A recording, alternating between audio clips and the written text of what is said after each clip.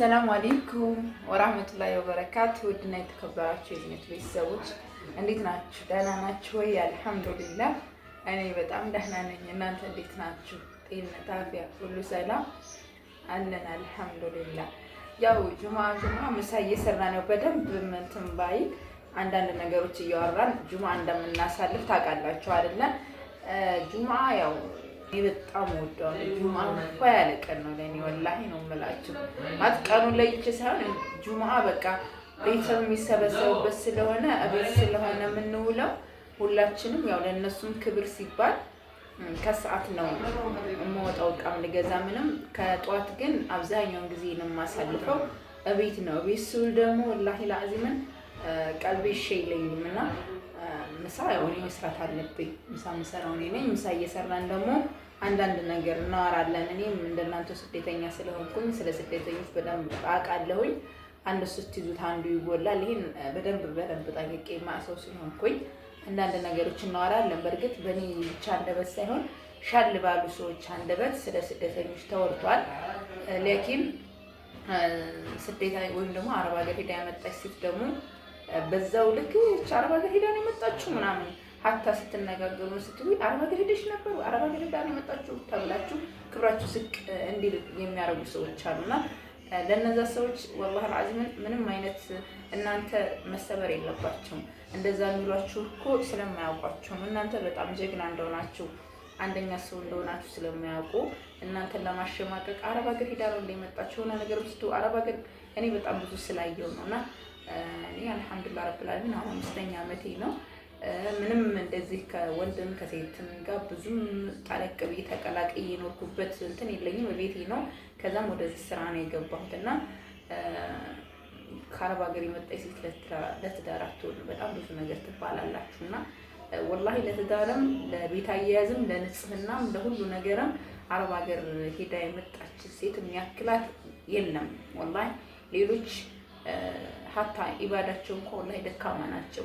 እንደ አረብ ሀገር ሴት ደግሞ ጀግና አንደኛ ሴት የለም በእኔ ማለት ነው። በእናንተ በሌሎች አላሁ አለም ግን እራሳችሁም ይመስለኛል አንዳንድ ጊዜ ክብራችሁን ዝቅ የምታደርጓላችሁ። እናንተ አንደኛ ጀግና እንደሆናችሁ አስባችሁ ሀገራችሁ ላይ በጣም ጠንካራ ብዙ ነገሮችን የምታሳልፉ አሉ እኮ ብዙ እናውቃለን። እኔ ከጓደኞችን 5 ጓደኞቼ ኢትዮጵያ ከገቡ በኋላ ኒቃባቸውን አውልቀው የጣሉ አውቃለሁ። በምን መሰላችሁ? በቤተሰብ ጭቅጭቅ፣ በባል በብዙ ሰዎች ጫና እነሱ ይመስለኛል አስለንም አምነውበትም አይደለም መጀመሪያ ኒቃብ ሲለብሱ ከዛም ደግሞ አውልቀው የሚጥሉና አረብ ሀገር ሄዳ ስለመጣች ነው ኒቃብ የምትለብሰው ብለው የሚያስቡ ሰዎች ስላሉ ኒቃብ ስትለብሱ በጣም ጠንቃቃና ጀግና ሆናችሁ እስከምትሞቱ ድረስ ማትፈቱት አይነት ኒቃብ መልበስ አለባችሁ። እኔ እሱን ስለማልችለው ነው ያለበስኩት። ብለብስ በጣም ደስ ይለኛል ሀቂቃ እና እኔ በጣም ብዙ የሚመክሩኝ ጓደኞች አሉኝ። በሚዲያ ላይ የሚመክሩኝ በጣም ብዙ ጓደኞች አሉ። ሰዓትም ከዚህ ሰዓት ጀምሮ ነው የሚሰራው። ግን አንዳንድ ነገር እያወራን ለምን እናንተ ጋር ሼር አንደራረግም? እናንተም የመሰላችሁ ለኔ ትነግሩኛላችሁ። እኔም ኢትዮጵያ ያለውን አየር አውቀዋለሁ። ኢትዮጵያ ስትገቡ በጣም ከምነግራችሁ በላይ ጭንቀት ነው የሚወርሳችሁ። በተለይ 3 ወር 4 ወር እስከሚሆናችሁ ድረስ ሰው ከሌላችሁ፣ ምክንያቱም እናንተን የሚረዳችሁ ሰው አብሽሪ ወላሂ ለአዝም ጠንካራ ወንድ በተለይ ካላችሁ ማለት ነው ሁሉም ነገር ትረሱታላችሁ። ካልሆነ ግን በጣም ብስኩት ነው የምትሉት። ኒቃብ ለብሰሽ ከሆነ ኒቃብሽን ልበሽ፣ ጠንክሪ፣ ጀግና ነሽ የሚስት ካለሽ ማለት ነው ኒቃብሽን እየለበሽ እየጠነከርሽ እየበረታሽ ነው የምትሄጂው። ምንድነው እሱ የለበሽ ምናምን ካለሽ ደግሞ ኒቃብሽን አውልቀሽ ወደ ሌላ ታሪክ ነው የምትገቡና ይሄንን እያሰባችሁበት ለማለት ያክል እና ጀማ እንደነገርኳችሁ ጠንካራ ሰው ከጎናችሁ ካለ ጠንካራ ትሆናላችሁ። በዲናችሁን ጉዳይ በማንኛውም ስራ ዘርፍ ሊሆን ይችላል ጠንካራ ትሆናላችሁ። ካልሆነ ግን ያላችሁን ገንዘብ በልቶ የሚርቃችሁ አይነት ሰው ጋር ከተገናኛችሁ ደግሞ ብዙ ነገራችሁን ነው ሰርቋችሁ የሚደርሱ ከሄድና ብላችሁ ኒቃቡን ሁሉንም አውልቃችሁ የምትጥሉበት ታይም ላይ ትደርሳላችሁና በጣም ጠንካራ ካልሆናችሁ ጥንካሬ የሚወሰንበትም ደግሞ የጥንካሬያችሁ ጥግ የሚታየው ደግሞ አንደኛ በኢማናችሁ ነው። ሙስሊም ከሆናችሁ በኢማናችሁ ነው። ኢማናችሁ ምን አለ መሰላችሁ? የሰው ልጅ ኒቃቢስትም ሆንሽ አልሆንሽም ምንም ጭብርሽም የምትሄጂም ሆኝ ልጆች ላይ ብዙ ፈተና ይደርሳል። ያን ፈተና ደግሞ ግዴታ የምትቋቋሚ ሴት ካልሆንሽ አይሆንም ማለት ነው። ነይ ዘቡን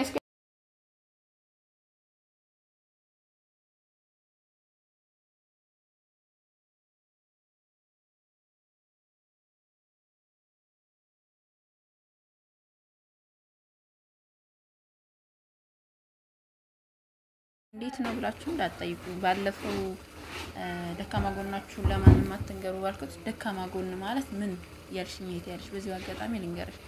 ደካማ ጎን ማለት አንቺ ቢወራብሽ የማትፈልጊውን ነገር ለሴት ለወሬ አትናገሪ። አበቃ ይሄ ነው አጭሩ። ያን ከነገርሽ ግን ነገርባት ይጎዱሻል፣ በዛ ደካማ ጎንሽ ይገቡብሻል የሚል እንዴት ጥያቄ ያስፈልገዋል?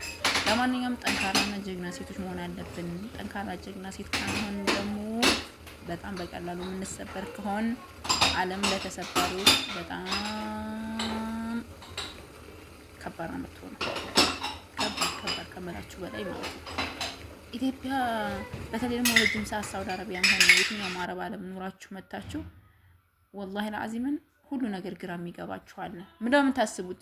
ልክ በ15 ቀን በ20 ቀን መመረር ታመጣላችሁ። መቼ ነው የሚሄደው አረብ ሀገር? መቼ ነው ተመልሼ የሚሄደው ምናምን ብላችሁ በቃ ምንም ገንዘብ ሳልይዝ መጥቼ ምን ነው ሰርቼ በሆን 3 ወር 2 ወር ጨምሬ በሆን ለዚህ የሆነ ነበር ምናምን። ጀግና ከሆንሽ እዛ ገንዘብሽን ሴቭ አድርጊ፣ ገንዘብሽን በደንብ ያዥ። እኔ ወላሂ እናንተን ልምከር እንጂ በገንዘቤ ጎበዝ ሴት አልነበርኩም። ለራሴ የምለውም ይዤ አልመጣሁም።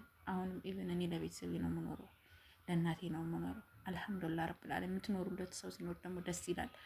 እና ፕሊስ ያው አንዳንድ ጊዜ ስትመክሪ ለምን ለራስሽ አታርጊ? ባለፈው ለምን ስለትዳር ስታወሪ ለምን አላገባሽም ለራስሽ ብለሽ ያልሽኝ እህቴ ያለሽ ሰው ወንድም ትሆን አላህ አለም። እኔ አሁን ማለት ነው ኢንሻአላህ አገባለሁ። ይሄ ከአረብ ሀገር እንደመጣሽ ወዳው ቆንጆ ሸጋ መልካም መልኩ ቆንጆ ጸባይ ቆንጆ አሪፍ ወንድ ካገባሽ ማለት ነው እዚህ ምድር ላይ እንዳንቺ የለም። ምንም ቤተሰቦች ሀብታም ቢሆኑ ምንም ልቅጥቅ አድርገው እንኳን ቢይዙሽ ማለት ነው ባልሽ ጋር የምትኖረው ህይወትና ቤተሰብሽ ጋር የምትኖረው ህይወት አንድ አይደለም። እኔ ያኛውን ስላልሞከርኩት መሰለኝ ነው። እና አላህ ሱብሃነሁ ወተዓላ ለሁላችንም ጥሩ ሀያት ይወፍቀን። ማለት አንዳንድ ጊዜ ማግባት ጠፍቶን ምናምን አይደለም። ሁሉም የራሱ ፕራይቬት የሆነ ነገር ስላለ ነው እንጂ አግብቶ መውለድ ኖርማል ነው። በጣም ቀላል ነው ወላይ። እና ዛሬ እንግዲህ ጁማአችንን ፏ ብለን ደስተኛ ሆነን እንዋል። ሁላችሁንም እላለሁኝ ስለምትከታተሉኝ ላይክ እና ሰብስክራይብ ስለምታደርጉ በጣም አመሰግናለሁ። እስከ መጨረሻው ድረስ አብራችሁ ይቆዩ።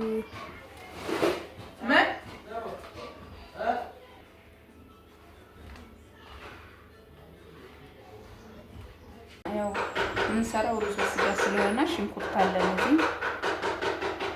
ከዛ በስጋው ላይ የምናደርግበት ፈልጊያለሁ ድንች፣ እንደዚህ የተቆረጠ ድንች ማለት ነው። ከዛም ስጋ ነው እና እንጀምራለን ማለት ነው። ቢስሚላ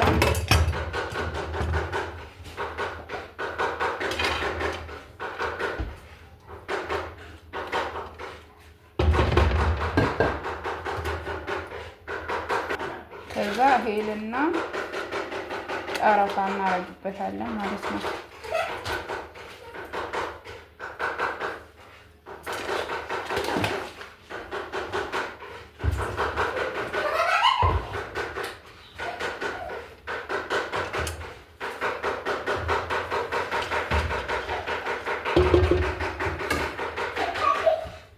እና ሽንኩርታችን እየበሰለ ነው። በነገራችን ላይ ሙያ ለእናንተ ማስተምር ምናምን አይደለም፣ እናንተ ታስተምራላችሁ። እናንተ ብዙ ነገር የተካናችሁ ናችሁ። ምክንያቱም አንደኛ በልጅነት መገራት፣ ያው ልጅ ሆናችሁ ብዙ ነገሮችን ሰርታችሁ ያለፋችሁ ምግብ መስራት ቀርቶ ብሎኬት ቤት የምትሰሩ ትችላላችሁ በሙያችሁ ማለት ነው። እና ለእናንተ ለማስተማር አይደለም። ያው ግን አንዳንድ ነገር ጁምአ ስለሆነ አንዳንድ ነገር እያወራን ምሳን ስራ ነው ያልኩት።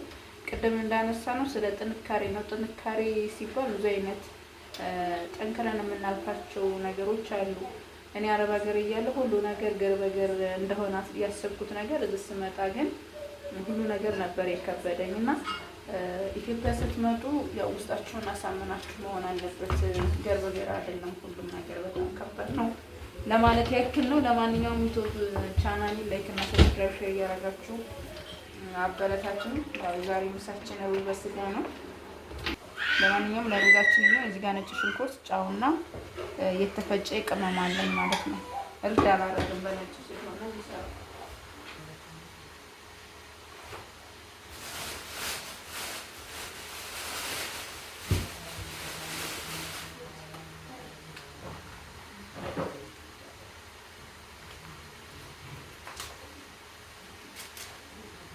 ጊዜ ድመት ነው በክሽን ተከትሎ ነው ሁሉ የሚገባው ስጋ ሲይ ማለት ነው።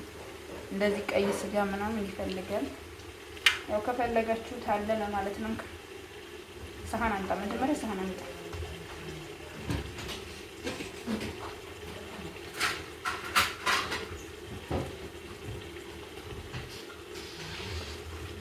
እንካ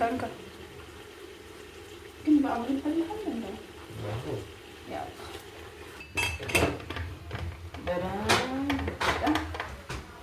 ከደብነው ማለት ነው።